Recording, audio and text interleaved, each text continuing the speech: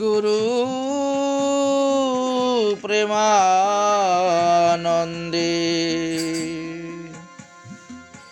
নিহিতাই গৌর সীতানা হরি হরি শুধু ভক্তবৃন্দগণ, গতকালকে আমরা শ্রীমদ্ ভগবত গীতার দ্বিতীয় অধ্যায়ের সারাংশ আস্বাদন করেছিলাম। সেখানে ভগবান বললেন, তোমরা ভক্তিকে আশ্রয় করো, আমার ভক্ত হও। ভক্তিকে আশ্রয় করে যারা আমার ভজন করতে পারবে, তারা তাদের ইন্দ্রিয়কে সংযম করতে পারবে। যারা ভক্তিকে আশ্রয় না করে ভজন করতে যায়, তারা ইন্দ্রিয়কে সংযম করতে পারে না।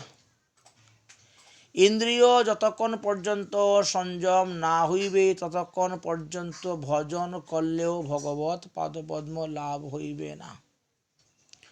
যারা ইন্দ্রিয়কে জয় করতে পেরেছেন, তাদেরকেই গোস্বামী বলে গেছেন।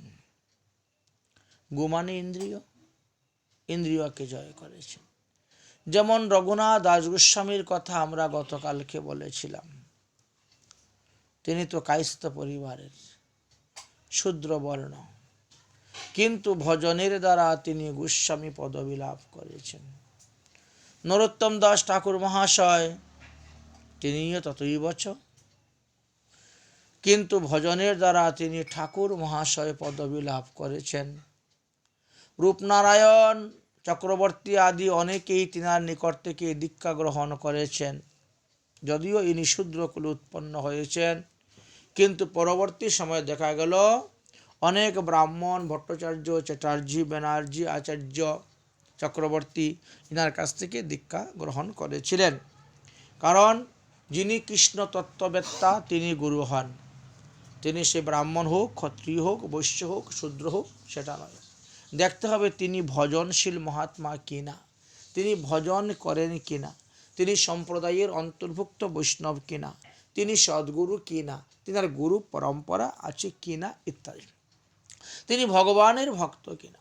শ্রীমদ্ ভগবদ গীতাতে অনেক স্থানে বলে গেছেন ভগবানের প্রিয় ভক্ত কে কে। অর্জুনকে বলে গেছেন যে এই রকম ভক্তরা হলো আমার অত্যন্ত প্রিয়। তাহলে ভক্ত কাকে বলে সেটা আমাদেরকে জানতে হবে। ভগবত ভক্তি যার মধ্যে আছে তাকে মুখ্য অর্থে ভক্ত বলা হয়। ভগবত ভক্তি, এখানে ভগবত শব্দের দ্বারা একমাত্র ভগবান শ্রীকৃষ্ণকে নিরূপণ করা হয়েছে। আমরা কালী ভক্ত, দেবী ভক্ত, শিব ভক্ত, গণেশ ভক্ত, অনেক অনেক ভক্তের কথা শুনি, কিন্তু মুখ্য অর্থে কৃষ্ণ ভক্তের কথাই বলা হয়েছে। মুখ্য অর্থে বললেন যে ভগবত ভক্তি যাদের মধ্যে মুখ্যতর ভাবে আছে তারাই হলেন ভক্ত। শ্রীমৎ রূপ গোস্বামী পাদ বললেন যে ভগবত ভাবিত্বাস্ততঃ, অর্থাৎ কৃষ্ণ ভক্তা ইতি রেশাম, অর্থাৎ যাদের অন্তঃকরণ কৃষ্ণভাবে ভাবিত তারাই হলেন ভগবত ভক্ত, তারাই হলেন কৃষ্ণ ভক্ত। তাদের হৃদয়টা কৃষ্ণ ভাবে ভাবিত, অন্য কোনো ভাবনা নাই। তারা অন্য কোনো দেবদেবীর নিন্দাও করেন না, অন্য কোনো দেবদেবীর স্তুতিও করেন না। বুঝতে পেরেছ? সেই কৃষ্ণ ভক্তকে দুই ভাগে ভাগ করা হয়েছে, এক হলো সাধক ভক্ত আর এক হলো সিদ্ধ ভক্ত। আমরা গতকালকে এই বিষয়ে আলোচনা করতে গিয়ে কুমারী পুকার দৃষ্টান্ত দিয়েছিলাম, যে একটা কুমারী পোকা কিভাবে তৈরি হয়, সাধনের দ্বারা।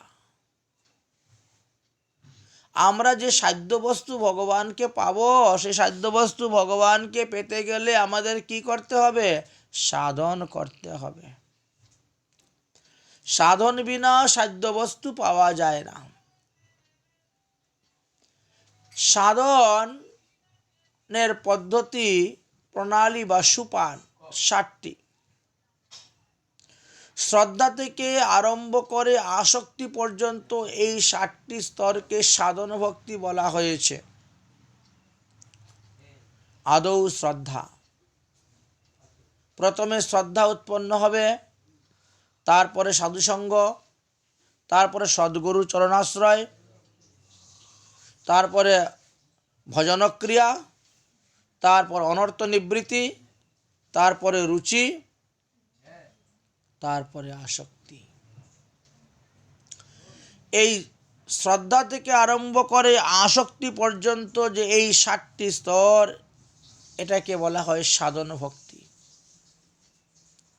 সাধন ভক্তি পূর্ণ হওয়ার পরে, পেকে গেলে পরে 8 নম্বরে গিয়ে পাবেন ভাব ভক্তি। আর ভাব ভক্তি পুক্ত হওয়ার পরে আপনি প্রেম ভক্তি লাভ করতে পারবেন। তখনই ভগবত দর্শন, ভগবত কৃপা আপনার হয়ে যাবে। তাহলে ভক্তি মন্দিরে প্রবেশ করতে গেলে আমাদের এক এক করে 9খানা সিঁড়ি অতিক্রম করতে হয় গো। তবেই আমরা সেই ভক্তি দেবীর কৃপা লাভ করে ভগবানকে বাঁধতে পারি। তাহলে আমরা দেখতে পেলাম, একটি হলো আমাদের সাধক দেহ, আর একটি হলো আমাদের সিদ্ধ দেহ। শ্রীকৃষ্ণে যাদের রতি উৎপন্ন হয়েছে, কিন্তু সম্যক রূপে যাদের বিঘ্ন এখনো নিবৃত্তি হয় নাই, যারা কৃষ্ণ সাক্ষাৎকারের যোগ্য হওয়া সত্ত্বেও কৃষ্ণকে দর্শন করতেই পারছেন না। কেন? তাদের এখনো কিছু প্রবৃত্তি মার্গ রয়ে গেছে, সম্পূর্ণভাবে নিবৃত্তি হয় নাই। কারণ আমরা যে ঔষধ সেবন করে যাচ্ছি, সে ঔষধ সেবনের সঙ্গে যদি কুপুত্র সেবন করি, তাহলে ঔষধ দিয়ে কাজ করবে না। আপনার রোগ হলে ডাক্তার মশাই তো আপনাকে ঔষধ দেন, দিয়ে বলেন দেখো এই ঔষধ তো খাবে, তো ওই জিনিস খাবে না। ঠিক তেমনিভাবে এই ভবরোগ নিবারণের জন্য শ্রী গুরুদেব শিষ্যকে কিছু ঔষধ দেন, মন্ত্র, ঔষধ। এই মন্ত্র, কারণ ঔষধের যেমন অনুপাত আছে, ডাক্তার বলে এইটা 2টা করে গুলি খাবেন, ওটা সকালে খাবেন, ওটা বিকালে খাবেন, ওটা খালি পেটে খাবেন, ওটা রাত্রে ঘুমাবার সময় খাবেন, বলে না? এটা 2 চামচ খাবেন, এটা গরম জলের সঙ্গে, ওটা ঠান্ডা জলের সঙ্গে।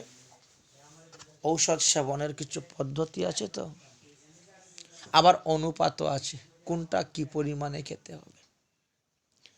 ঠিক তেমনিভাবে ভবরোগ নিবারণের জন্য শ্রী গুরুদেব যে কয়টি মন্ত্র দিয়েছেন, তারও তো অনুপাত আছে। এই মন্ত্রটা 108 বার জপ করবে, এই মন্ত্রটা 27 বার জপ করবে, এই মন্ত্রটা 10 বার জপ করবে। তাহলে অনুপাত তো আছে। প্রাকৃতিক জগতে রোগ সুখ ব্যাধির কারণে আমরা যে ঔষধ খাই, সেই ঔষধের সঙ্গে ডাক্তার মশাই পথ্যর কথা বলে দেয়, ওটা খাবেন না, সেটা খাবেন, তবে আপনার রোগ উপশম হবে। ঠিক তেমনিভাবে অপ্রাকৃত চিন্ময় জগতের ভবরোগ নিবারণের যে ঔষধ গুরুদেব দিয়ে গেলেন, তারও কিছু পথ্য আছে। সেই পথ্যগুলাকে সেবন করতে হবে। প্রত্যয়ের মধ্যে অনুকূল্যস্য সংকল্প, প্রতিকূল্যস্য বিবর্জনম। যে সমস্ত দ্রব্য ভগবানকে নিবেদন করা যায় সেগুলা গ্রহণ করবেন, যেগুলা ভগবানকে নিবেদন করা যায় না সেগুলা বর্জন করবেন। তবেই আপনার অনর্থ নিবৃত্তি হবে। ভজন ক্রিয়ার যে বাধা বিঘ্ন, সেটা দূর হবে। না হলে ভজন করা সত্ত্বেও ভজনে সিদ্ধি লাভ করতে পারবেন না। তাই বললেন, সিদ্ধি লাভ করতে গেলে আপনাকে কুপত্যগুলাকে ত্যাগ করতে হবে।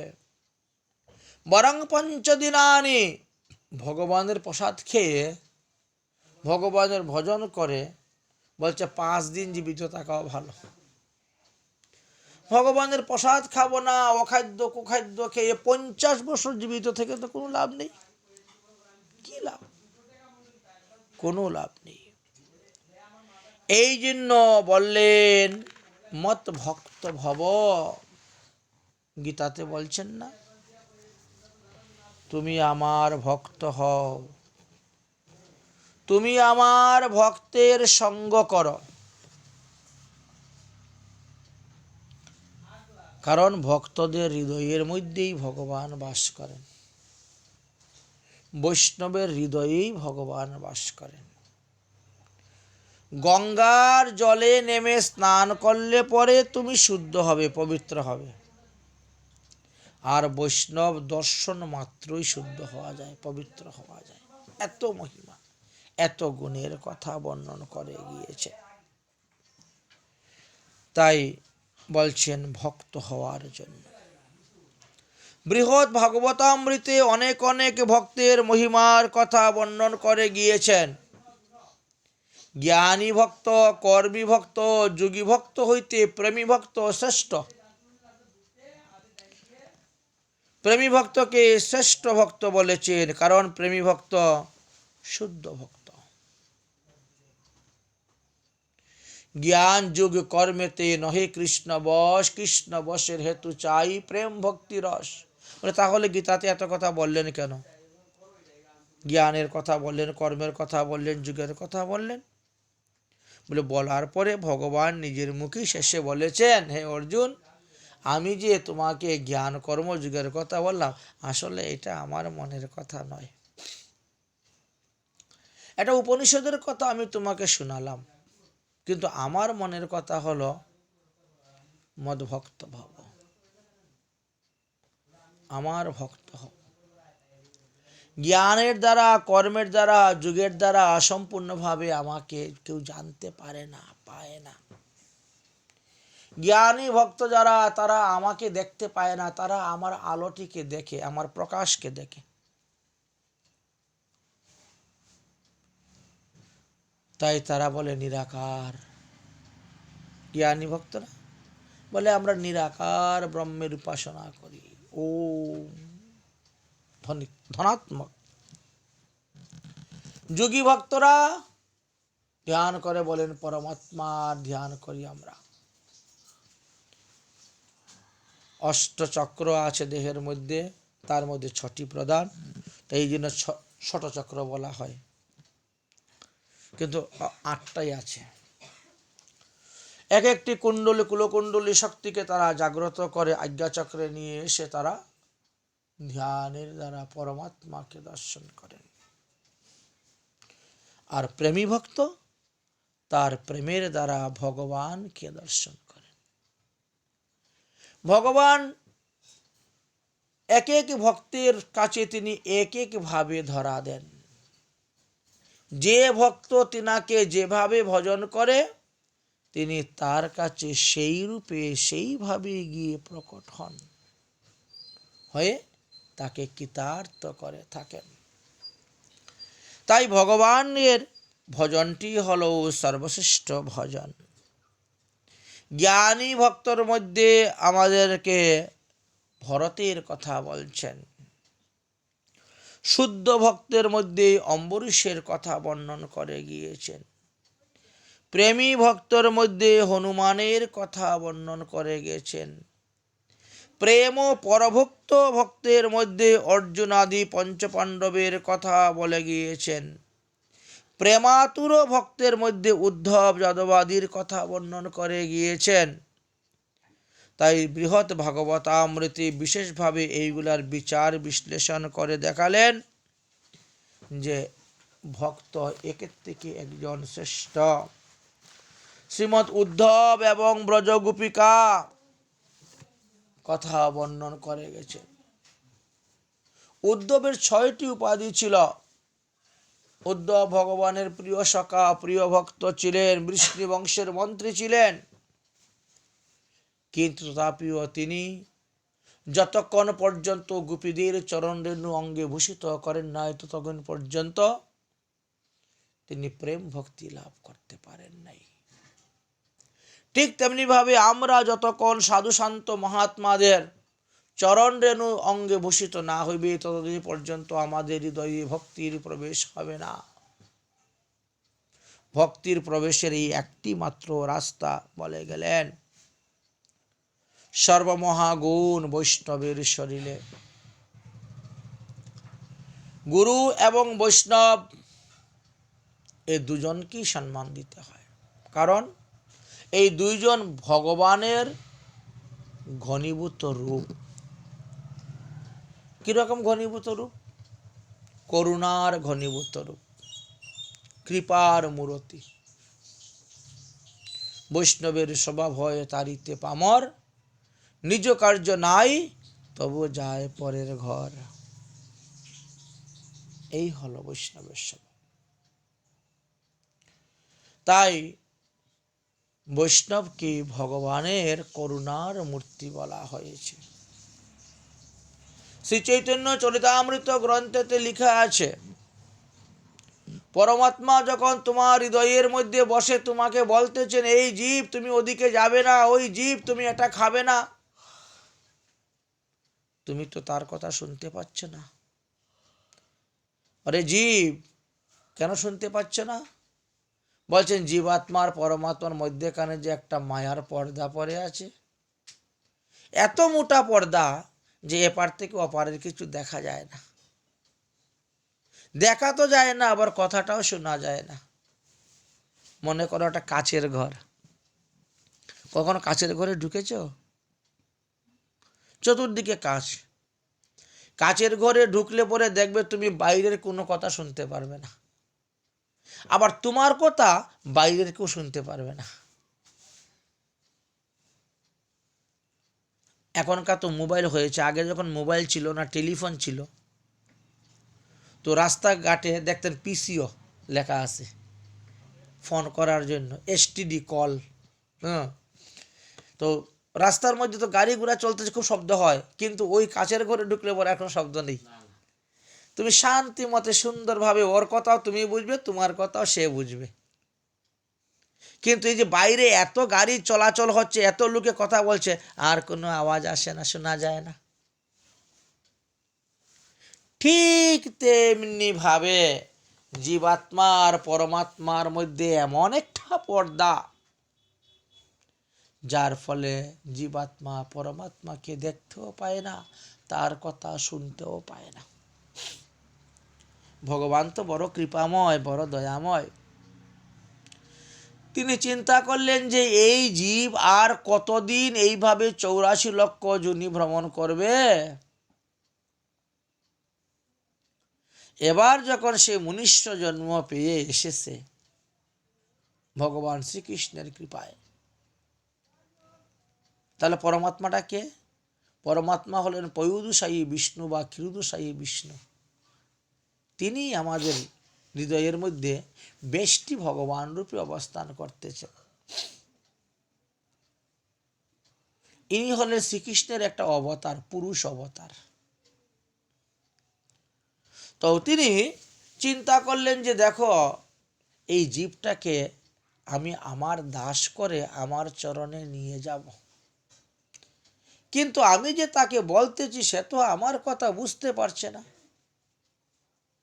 তাহলে তাকে আমি কেমন করে আমার কাছে নিয়ে যাই? সে তো ভুল রাস্তায় চলতেছে, ভুল কাজ করতেছে, তাকে তো আবার 84তে যেতে হবে। না, অনেকবার 84 লক্ষ যোনি ভ্রমণ করেছে, এবার আমি তাকে আমার দাস করে আমার নিত্য গোলক ধামে নিয়ে যাব। তখনই পরমাত্মা করুণায় ঘনীভূত হয়ে গলে গিয়ে দুইটা রূপ ধারণ করলেন। একজন হলেন শ্রী গুরুদেব, আর একজন হলেন শ্রী বৈষ্ণব। শ্রী চৈতন্য চরিতামৃত গ্রন্থেতে লেখা আছে, ভগবান বলছেন, আমি গুরু রূপে ঘরে ঘরে দীক্ষা দেই সবাকারে, বৈষ্ণব রূপেতে দেই শিক্ষা। এই তো দীক্ষা গুরু আর শিক্ষা গুরু পেয়ে গেলেন। সুতরাং এই দুই মূর্তিকে ভগবানের মতনই তাদেরকে মর্যাদা দিতে হয়, সম্মান দিতে হয়। যদি হিতে অনাদর হয় তাহলে বিপরীত ফল হয়ে যায়। কারণ তারা তো আদরের বস্তু। আদরের বস্তুকে যারাই অনাদর করেছে তাদেরই পতন হয়েছে। বড় বড় মহাত্মাগণ, তাদেরও পতন হয়ে গেছে। সৌভরী মুনির কথা শুনেছ নাম? এত বড় তপস্বী মুনি ছিলেন যে জলকে স্তম্ভন করে জলের ভিতরে বসে থাকতে পারতেন, দিনের পর দিন, রাতের পর রাত জলের নিচে বসে ভজন করতেন। একটু অপরাধ হয়ে গেল গরুরের চরণে। এই অপরাধের ফলে কি হলো? ভজন নষ্ট হয়ে গেল, আর ভজন হলো না। ভজন মার্গ থেকে পতন হয়ে গেলেন। সারা জীবন তপস্যা করেছিলেন, ব্রহ্মচর্য পালন করে একটু অপরাধের কারণে শেষে গিয়ে 50টা বিয়ে করলেন, 5000 সন্তান উৎপাদন করলেন। জীবনের বহু মূল্যবান সময় এইভাবে ব্যতীত হয়ে গেল, নষ্ট হয়ে গেল। এই জন্য মহতের কৃপা বিনা কোনো কার্য সিদ্ধ নয়। কৃষ্ণ ভক্তি তো দূরের কথা, এই সংসার বন্ধনটাও না হবে ক্ষয়। এই সংসার বন্ধন থেকে মুক্ত হতে পারলে তবেই তো ভগবানকে পাবেন। আমরা কালকে বলেছিলাম না বদ্ধ জীব আর মুক্ত জীবের কথা? বদ্ধ জীব আর মুক্ত জীব বড় সুন্দর দৃষ্টান্ত দিয়েছেন। একজন রাজা, তিনি দিগ্বিজয় করতে বেরিয়েছেন। তো দিগ্বিজয় করে করে তিনি যাচ্ছেন, একের পর এক দেশ জয় করে। এমন একটি দেশে গিয়ে উপস্থিত হয়েছেন, দেখা যায় সেখানের লোক বসে একটু হরিসভা করতেছে। তো রাজা সৈন্যদেরকে বলেন, চলো আমরাও এখানে একটু বসি, শুনি হরিকথা কি হচ্ছে। তো বসলেন, আলোচনা হচ্ছে। যে নিজের ইন্দ্রিয়কে জয় করতে পারে না, সে সমস্ত দেশ জয় করলে কোনো লাভ হবে না। আগে তোমার দেহের মধ্যে যে ইন্দ্রিয়গুলো আছে সেইগুলাকে আগে জয় করো, তবেই তো তুমি দিগ্বিজয়ী হবে। দেশ জয় করে কি হবে? দেশের পর দেশ জয় করে, দেশের পর দেশ জয় করবে, তার দ্বারা যে ধন সম্পত্তি পাবে, এদেরকে পরাজিত করে লুণ্ঠন করে আনবে, এত সৈন্য হত্যা হবে। এই যে পাপ হবে, এই পাপের প্রায়শ্চিত্ত তো তোমাকেই করতে হবে। তুমি রাজ্য বিস্তার করলে প্রজারা সুখে থাকবে, তোমাকে এই পাপের প্রায়শ্চিত্ত করতে হবে। আমরা জীবিত অবস্থায় লোভের বশীভূত হয়ে, কামের বশীভূত হয়ে যে সমস্ত পাপ করে যাচ্ছি, পশু পাখি আদি জীবগণকে হত্যা করে যাচ্ছি, জিহ্বার লালসায় তাদেরকে ভক্ষণ করে যাচ্ছি, যদি মৃত্যুর পূর্বে আমরা পাপের প্রায়শ্চিত্ত না করি, তাহলে মৃত্যুর পরে আমাদের ঘোর নরক যন্ত্রণা ভোগ করতে হবে। এই বিষয়ে আগামী কল্য পাঠ করব, শুনবেন। যমে কিভাবে যাতনা দেয়, কোন পাপ করলে কোন নরকে গিয়ে কত বছর থাকতে হয়, তারপরে এসে কি জন্ম প্রাপ্ত হতে হয়, শুনবেন। তাহলে জীবিত অবস্থায় যে পাপ করব, মৃত্যুর পূর্বে আমাদের পাপের প্রায়শ্চিত্ত করতে হবে। হ্যাঁ, প্রায়শ্চিত্ত আমরা করতেছি তো। এই যে আমরা হরিনাম করলাম, এতক্ষণ কীর্তন করলাম, ঠাকুরের নাম করলে তো প্রায়শ্চিত্ত হয়ে গেল। গীতাতে তো লেখা আছে, গীতা পাঠ করলেই অখাদ্য কুখাদ্য যা কিছু খাবে সব ঠিক হয়ে যাবে, শুদ্ধ হয়ে যায়। হ্যাঁ, লেখা আছে ঠিক, কিন্তু ওই লেখাটা দেখে যদি তুমি পাপও করো, গীতা পাঠও করো, পাপও করো, হরিনামও করো, তাহলে ওখানে অপরাধ হয়ে যাচ্ছে। কারণ ওখানে লেখাটা এই অর্থে লেখা যে তুমি যা খেয়েছো এবার সব কিছু ত্যাগ করে তুমি শরণাপন্ন হয়ে যাও গীতার, আর তুমি খাবে না, তাহলে তোমার আগের পাপ নষ্ট হয়ে যাবে। প্রমাণটা দিলেন চৈতন্য চরিতামৃতে। মহাপ্রভু জগাইমাদেকে বলছেন, আর যদি না করিস সব দায় মোর, যা করছিস করে নিস, এবার ওটা ছেড়ে দিয়ে এবার তুই আমার শরণাপন্ন হ, তুই গীতার শরণাপন্ন হ, আর হরিনামের শরণাপন্ন হ, আর শ্রী গুরুচরণ শরণাপন্ন হ। ওটা ছেড়ে দিয়ে করতে হবে না, ওটাও আমার থাকবে, আমি গীতা পাঠও করবো, হরিনামও করবো, বলে তো শেষ হয়ে গেছে আমার পাপ। লেখা আছে, এক হরিনামে যত পাপ করে, পাপীর সাধ্য নাই তত পাপ করে, তাহলে কি আর আমি পাপ করব, সন্ধ্যা হরে কৃষ্ণ বলে দিলাম, শেষ পাপ হবে না। কেন হবে না? বলছেন ওটা 10 প্রকার নাম অপরাধের মধ্যে একটা অপরাধ।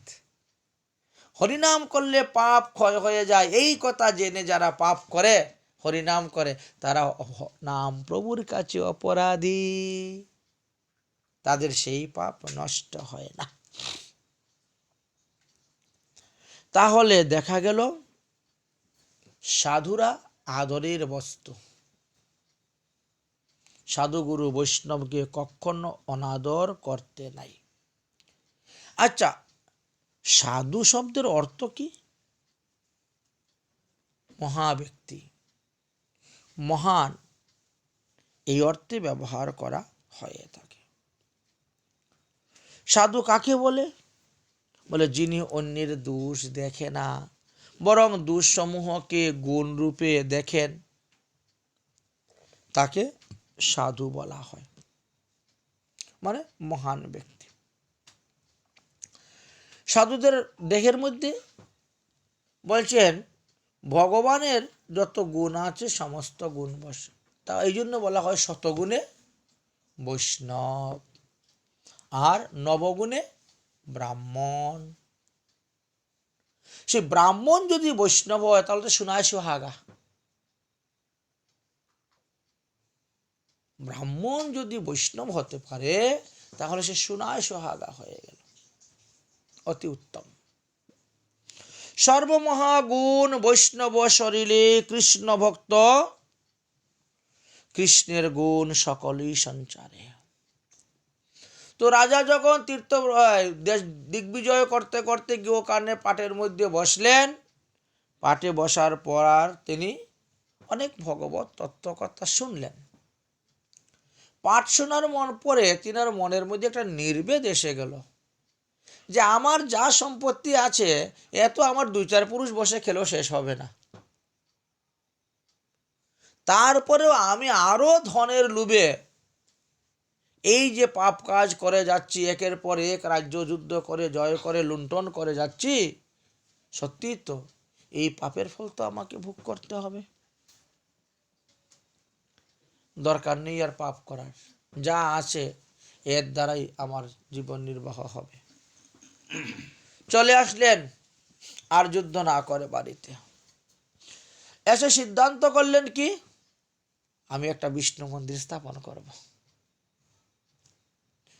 বিষ্ণু মন্দির স্থাপন করলেন, বিগ্রহ প্রতিষ্ঠা করলেন, হরিসভার ব্যবস্থা করলেন। হরিসভার ব্যবস্থা করলেন, প্রতি রবিবারে হরিসভা হবে। গান যারা জানে তাদেরকে নিমন্ত্রণ, যারা বাজনা জানে তাদেরকে নিমন্ত্রণ, যারা রান্না জানে তাদের নিমন্ত্রণ, এছাড়াও আরো অন্যান্য সবাইকে নিমন্ত্রণ, পাড়া প্রতিবেশী প্রসাদ পাওয়ার জন্য। সে যত লোকই আসুক, সারাদিন এইভাবে পাঠ কীর্তন চলবে, আর অখণ্ড প্রসাদও চলবে, খাওয়া দাওয়া। রাজার ব্যাপার তো, কোনো কিছুর অভাব নেই, কারণ দানের দ্বারা পাপের ক্ষয় হয়। দানেতে দুর্গতি খণ্ডে, নামে খণ্ডে পাপ, সদ্গুরুর উপদেশে খণ্ডে জীবের কুস্বভাব। এক একটা এক একজনের দ্বারা খণ্ডন হয়। এই জন্য দানের দ্বারা দুর্গতি খণ্ডন হয়। রাজা একজন গুরুদেবের কাছেও গিয়ে দীক্ষা গ্রহণ করলেন। এখন প্রত্যেক রবিবারে খুব ধুমধাম উৎসব অনুষ্ঠান হয়। প্রথম প্রথম নতুন নতুন তো বেশ লোকের সমাগম হচ্ছে, আস্তে আস্তে কমে যাচ্ছে, ধীরে ধীরে কমে যাচ্ছে। কি ব্যাপার, কমতেছে কেন? না না, ওরা তো দিনমজুরি লোক, খেটে খায়। তো তারা যদি আপনার এখানে এসে গান বাজনা করলে সারাদিন, যাওয়ার সময় একটু প্রসাদ পেয়ে গেল, তাদের সংসার চলবে কেমন করে? অন্য জায়গায় যদি কাজ করে তো কিছু পয়সা তো পাবে। ও, কথা তো সত্যি। আচ্ছা ঠিক আছে, তো কোনো মাসে 5 রবিবারে মাস হয়, কোনোটা 4 রবিবারে মাস হয়। আচ্ছা যাই হোক, যারা কীর্তনীয় আছো, তোমরা প্রত্যেক রবিবারে আমার এখানেই কীর্তন করবা। তোমরা বাইরে যে কামাই করো পয়সা, মনে করো 300 টাকা 400 টাকা হাজিরা পাও, তো 400 টাকা শুনলো, আমি তোমাদের 2000 টাকা করে দিয়ে দেবো। প্রতি মাসে তোমাদের 2000 টাকা, যারা বাজনা বাজাও, যারা গান গাও। আর 10 জন ঠিক করে নিলেন, 8-10 জন ঠিক করে নিলেন, পূজারী ঠিক করে নিলেন, রসইয়া ঠিক করে, সবার বেতন, এমনকি পাঠক মশাইয়েরও বেতন, যাতে কেউ কোনো দুঃখ না পায় আমার এখানে এসে পাঠ করে কীর্তন করে। সবাই আনন্দে করো। পয়সার তো অভাব নেই রাজার, দেশে কঞ্জুসমানি কেন করবে? সে তো নিয়ে যাবে না, সবই তো এখানে ফেলে যেতে হবে। পাঠ শুনতে শুনতে তো রাজার অনেকটা জ্ঞান লাভ হয়েছে, ভক্তিও আশ্রিত হচ্ছেন। তো কতদিন করতে হবে এইভাবে?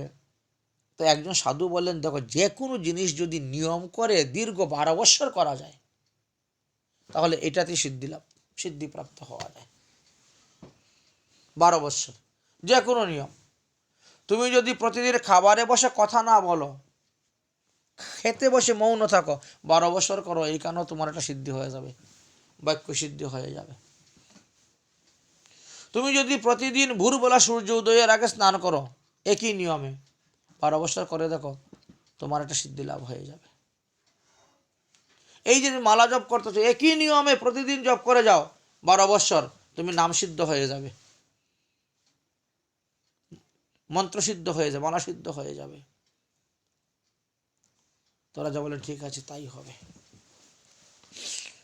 এখন এইভাবে করতে করতে করতে করতে প্রায় 10-11 বছর হয়ে গেছে।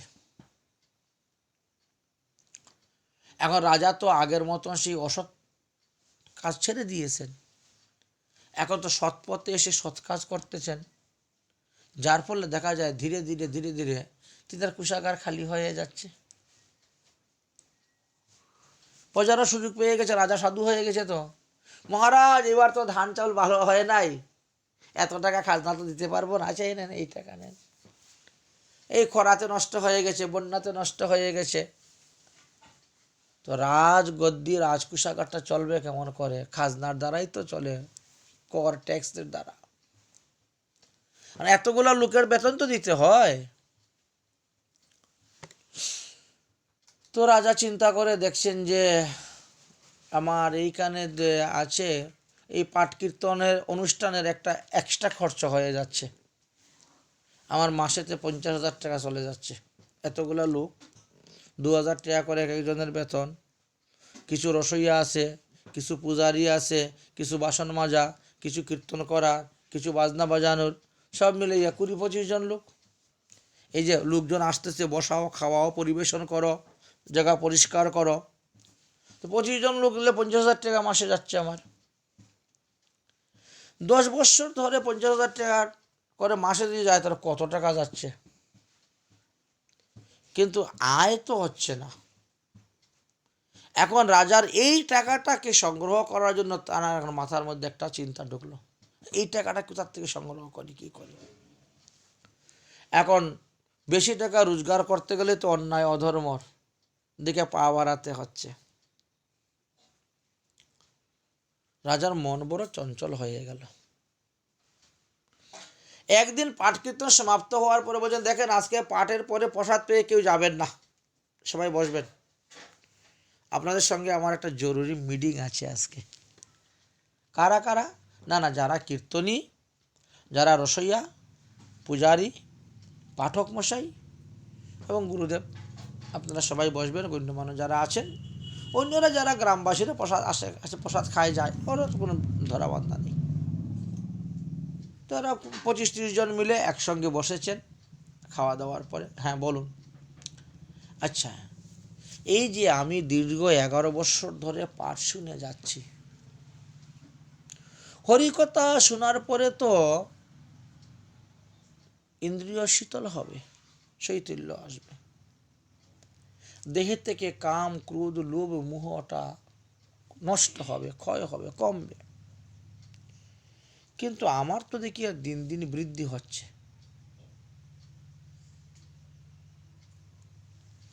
দিন দিন বৃদ্ধি হচ্ছে, আমার তো এগুলো কমতেছে না। ভগবানের প্রসাদও খাচ্ছি, পাঠ কীর্তনও শুনতেছি, সাধুসঙ্গও করতেছি, কিন্তু আমার তো ভজন পথে আমি উন্নত হতে পারতেছি না। কেন উন্নত হচ্ছে না? শ্রবণও করতেছি, আবার মধ্যে মধ্যে কীর্তনত্ব করতেছি, প্রসাদও গ্রহণ করতেছি, তাহলে তো আমার যে কাম ক্রোধ লোভ মোহ আদি এইগুলা তো সব ভস্মীভূত হয়ে যাওয়ার কথা এতদিনে। কিন্তু তা না হয়ে দিন দিন আমার লোভ কাম ক্রোধ সব বেড়ে যাচ্ছে কেন? আপনারা কৃপা করে আমার এই প্রশ্নের উত্তর দিন। আমার সবাই চুপ হয়ে গেছেন, ব্যাপারটা কি? কথা তো সত্যি, প্রসাদ খাচ্ছেন, কীর্তন শ্রবণ করতেছেন, পাঠ শ্রবণ করতেছেন। রাজা বলেন, আমি সংসার বন্ধন থেকে মুক্ত হওয়ার জন্য আমি দীক্ষা গ্রহণ করলাম, সাধন ভজনের পথ ধরলাম, কিন্তু আমি আগে যেমন ছিলাম এখনো ঠিক তেমনিই রয়ে গেলাম। আমার স্বভাবের আদি কোনো কিছুরই কোনো পরিবর্তন হলো, কোনো উন্নতি দেখতে পাচ্ছি না। এতদিন যাবৎ আমি সাধুগুরু বৈষ্ণবের সেবা করে গেলাম, না হলো আমার সংসার বন্ধন ক্ষয়, না হলো আমার ভগবত প্রাপ্তি।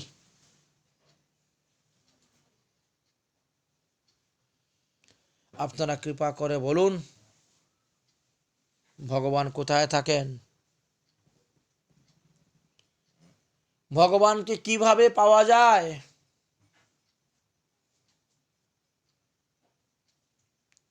আর ভগবানের শক্তি কতটুক? কারণ যার শক্তি যতটুকু আছে তার থেকে বেশি শক্তি যে আছে সে না তাকে জব্দ করতে পারবে। রাজার মনে এটাই ছিল যে ভগবানের থেকে যদি আমি বেশি শক্তি ধারণ করতে পারি তবেই আমি ভগবানকে পেতে পারবো, আনতে পারবো, বশ করতে পারবো, আমার বশে আনতে পারবো। কিন্তু পাঠক মশাই, পূজারী, কীর্তনিয়া থেকে আরম্ভ করে কেউ এই রাজার 3টি প্রশ্নের উত্তর দিতে পারলেন না। সবাই মৌন হয়ে রইলেন। এ কি, আপনারা উত্তর দিচ্ছেন না কেন? যদি আপনারা উত্তর দিতে না পারেন তাহলে আগামী রবিবার থেকে আর পাঠ কীর্তন হবে না, বন্ধ। আজকে তো রবিবার, আগামী রবিবার 7 দিন আপনাদেরকে সময় দেওয়া হলো। 7 দিনের মধ্যে আপনারা আমার এই 3টি প্রশ্নের উত্তর খুঁজে নিয়ে আসবেন, আমাকে দিবেন। যদি না দিতে পারেন 10 বছর যাবৎ আপনাদেরকে যা বেতন দিয়েছি ওটা বাপিস নিয়ে নিব, ফেরত। বছরে 24,000 টাকা এক একজনের, 10 বছরে 2,40,000।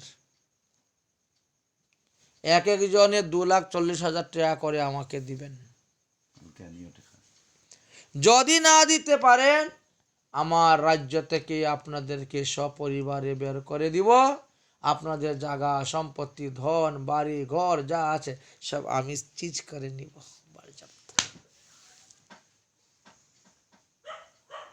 সুজা।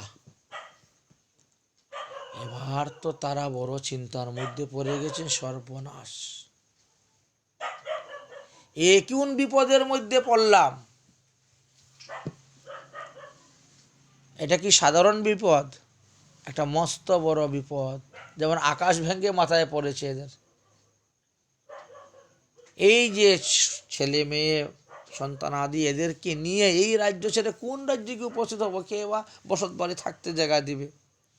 সব কিছু রাজা যে নিয়ে নিবে। রাজার এই 3টি প্রশ্নের উত্তর দেওয়ার মতন শক্তি তো আমাদের মধ্যে কারোর নেই, সেই জ্ঞান আমাদের নাই। রাজা তো এই কথা বলে উঠে চলে গেছেন। তারা সবাই মিলে বলল, তাহলে কি করা যায়? বলে, কিছু করার নাই, আমরা এই রাজ্য ছেড়ে যাব কোথায়? আর এত টাকা রাজাকে দিব কোথার থেকে? তার থেকে বরং অন্বেষণ করে ভগবানের নাম করে করে মারা যায়, এটা বরং ভালো।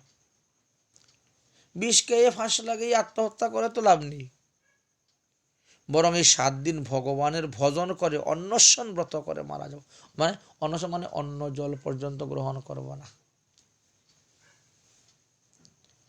সবাই মিলে ঠাকুর ঘরে ঢুকলেন। ঠাকুর ঘরে ঢুকে দরজা বন্ধ করে বসে গেলেন। সবাই জপ করতে শুরু করলেন নাম। গীতাতে বলছেন, জপের মধ্যে আমি জপযজ্ঞ। এই জপযজ্ঞ যদি কেউ অষ্টপ্রহর আদি নামযজ্ঞ না দিতে পারে, তার অর্থের অভাব, সে জপযজ্ঞ দেব, অসুবিধা নেই। নামযজ্ঞ দিলে সারাদিনে 24 ঘন্টায় আপনার 1 লাখ নাম হয়। যে লম্বা টান দিচ্ছে, সময় চলে যাচ্ছে।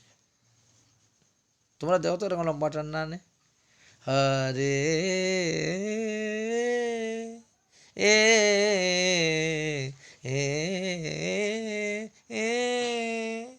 তো বাঘা বাজার থেকে ঘুরে চলে আসে, তো হরি নাম আর 16 নাম পূর্ণ হয় না।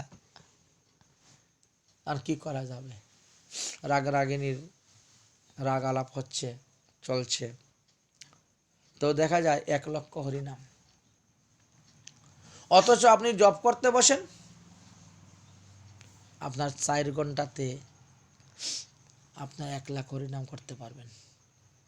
এক আসনে যদি আপনি একবারে বসে যান,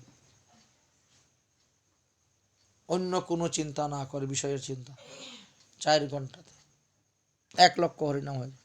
নাহলে 5 ঘন্টায় লাগলো আপনার, 5 ঘন্টাতে আপনার 1 লাখ হরিনাম হয়ে গেল। তাহলে সারাদিনে জমিনে 24 ঘন্টা, নাহলে তো 4 থেকে 5 লাখ হরিনাম হবে। আচ্ছা, আপনি একা তো করবেন না, সঙ্গে যে আরেকজন বসে, 2 জন বসো, 1 ঘন্টা জপ করো, আরো 2 জন বসে 1 ঘন্টা জপ করো। এরা একটু হাঁটাহাঁটি করলো, আবার আসলো, এরা বসলো। 7-8 জন লোক যদি হয়, বেশি নয়, 7 থেকে 8 জন লোক, অষ্টপ্রহর জপযজ্ঞ হয়ে যায়। অথচ টাকা পয়সা খরচ নেই, তেমন একটা জিনিস ভালো হচ্ছে। এরা বসে গেলেন জপযজ্ঞ। জপ 3 প্রকারে হয়: বাচিক জপ, মানসিক জপ, উপাংশিক জপ। বাচিক জপ কাকে বলে? হরে কৃষ্ণ কৃষ্ণ কৃষ্ণ কৃষ্ণ হরে রাম রাম রাম হরে কৃষ্ণ কৃষ্ণ কৃষ্ণ হরে রাম রাম হরে, এর নাম হলো বাচিক জপ। বাচিক জপ করলে যেই ফল পাওয়া যায়, তার থেকে 100 গুণ বেশি ফল পাওয়া যায় উপাংশিক জপে। উপাংশিক জপ কিরকম গো? ঠোঁট 2টা নড়বে, কিন্তু তুমি বুঝতে পারছো না সে কি বলছে।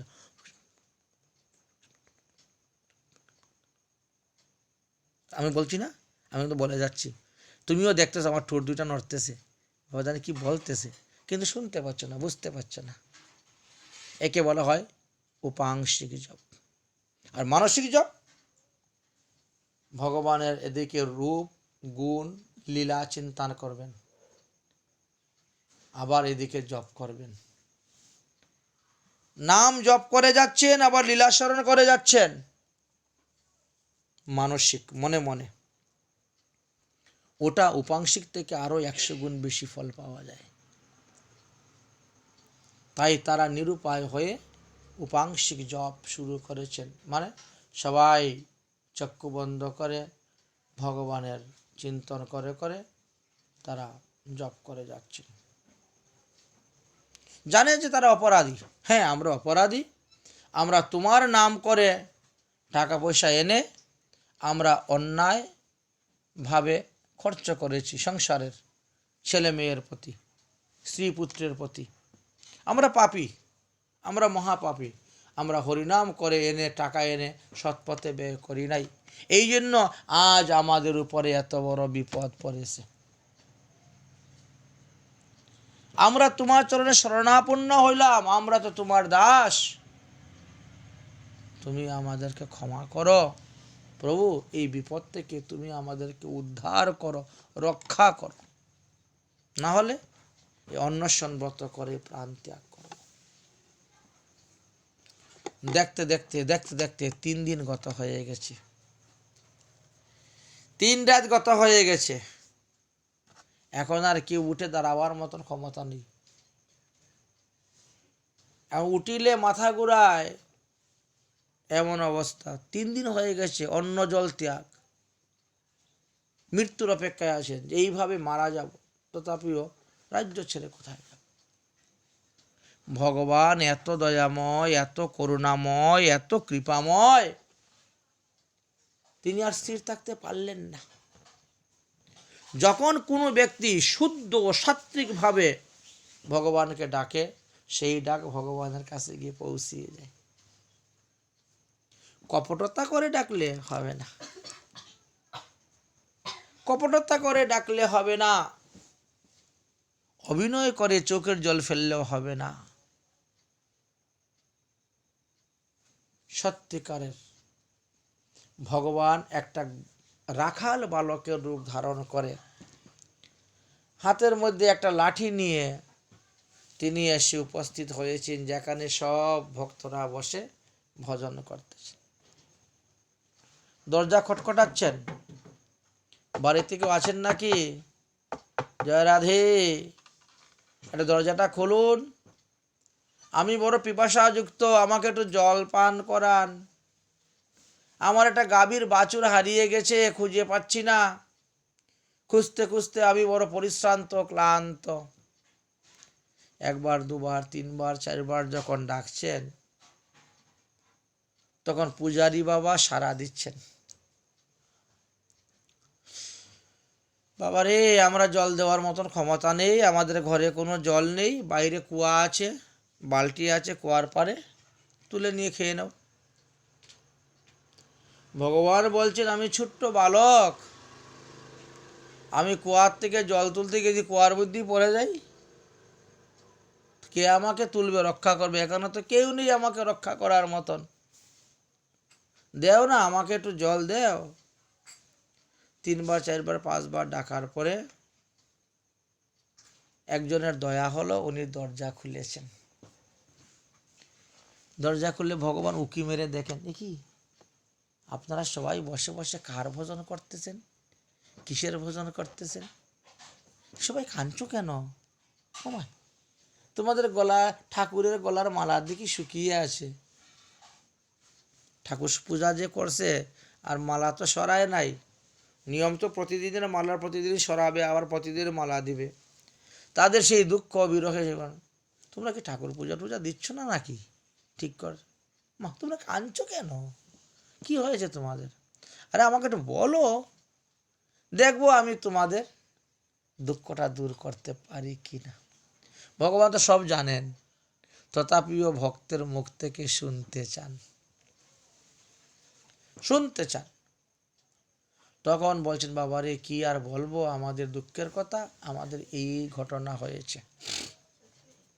ও ঠিক আছে ঠিক আছে ঠিক আছে, চিন্তা করবেন না, আপনারা উঠুন, স্নান করুন, তিলকান্নিক করুন, ঠাকুর সেবা করুন, রান্না করুন, ভোগ দেন, প্রসাদ পান।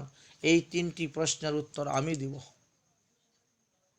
রাজাকে গিয়ে বলবেন আগামী রবিবার এই প্রশ্নের উত্তর আমি দিব, আপনাদেরকে প্রাণে মরতে হবে না, আমি দিব প্রশ্নের উত্তর। ঠিক রবিবারে সকালবেলা আমি চলে আসব, আর আপনাদেরকে সঙ্গে করে আমিও যাব। রাজাকে আজকেই গিয়ে জানিয়ে দাও, আমরা যে সিদ্ধান্তের কথা বলবো এই সিদ্ধান্ত উনি টালতে পারবেন না। প্রয়োজন ধরে উনি দেশ বিদেশ থেকে বড় বড় পণ্ডিত নিয়ে আসুক, এতে কোনো অসুবিধা নেই। সেদিন হবে কি? হরিসভা। হরিসভাতে ব্যবস্থা হবে, আলোচনা হবে, একটা পণ্ডিত সম্মিলন, বৈষ্ণব সম্মিলন, ভক্ত সম্মিলন। নির্দিষ্ট দিনে ভগবান সেই রাখাল বেশ ধারণ করে গিয়ে উপস্থিত হয়েছেন। রাজা সবাইকে নিয়ে এসেছেন। দরজাটা ভালো করে বন্ধ করে দাও, ওটা লক করে দাও তার চাবি থাকলে। রাজা অনেক অনেক পণ্ডিতদেরকে এনেছেন, বিরাট বড় রাজসভা হয়েছে, মহারাজ গদ্দিতে বসেছেন। এরা সবাই এদের ভগবান শ্রীকৃষ্ণদের সঙ্গে গিয়ে উপস্থিত হয়েছেন। মহারাজ বলুন আপনার কি প্রশ্ন ছিল? তিনি বলেন আমার প্রথম প্রশ্ন ছিল যে ভগবান কোথায় থাকেন।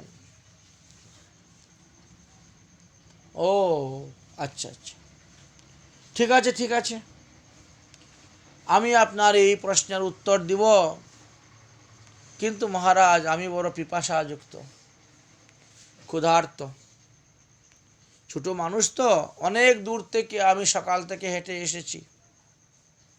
এমন কিছু বস্তু দেন না আমাকে যা খেলে পরে আমার পিপাসা নিবারণ হয়ে যাবে, আবার পেটটাও ভরে যাবে, ক্ষুধাটা নিবৃত্তি হবে।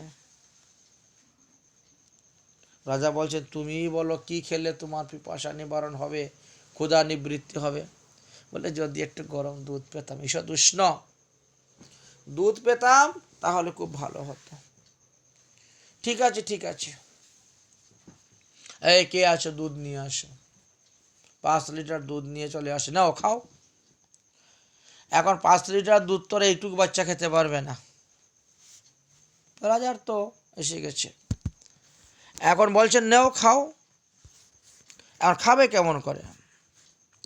তো বলছেন দেখো ওই দুধের মধ্যে হাত ঢুকায় আর বের করে, হাত ঢুকায় আর বের। কী করে তুমি হাত ঢুকাচ্ছ বের করছো কেন, বিষয়টা কি? বলে দেখো 5 লিটার দুধ তো আমি খেতে পারবো না, তো আমি জানি যে দুধের মধ্যে নাকি ঘি থাকে, মাখন থাকে, তো আমি ভাবছি যে এই মাখনটা যদি ধরে খেয়ে নেই, মাখন তো খুব সুস্বাদু জিনিস, নরম কোমল, 5 লিটার দুধের সার, তাহলে আমার পেটও ভরে যাবে, ক্ষুধাটাও নিবৃত্তি হয়ে যাবে, পিপাসাও দূর হয়ে যাবে। এই জন্য আমি ভাবছিলাম যে মাখনটাকে ধরবো, ধরে খেয়ে ফেলবো, এই জন্য বারে বারে হাত ঢুকাচ্ছি। বলছে ওরে বোকা ছেলে, তুমি কি আমার প্রশ্নের উত্তর দিবে? আরে মাখন তো দুধের সর্বত্রই আছে, দুধের কোন জায়গাতে মাখন নেই? বলে দুধের সর্বত্র যদি মাখন থাকে তাহলে আমি ধরতে পারছি না কেন মহারাজ? আরে দুধে কি মাখনের ভাবে ধরা যায়?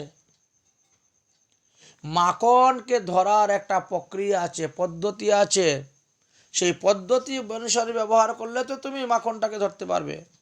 তার হলো 2টা পদ্ধতি। একটা তো দুধকে দই করো, দই করে মন্থন করো, দেখবে মাখন উঠে যাবে। না হলে দুধে সর জমা করো, সেই সরটাকে মন্থন করে তারপরে আগুনে দাও, মাখন উঠে যাবে।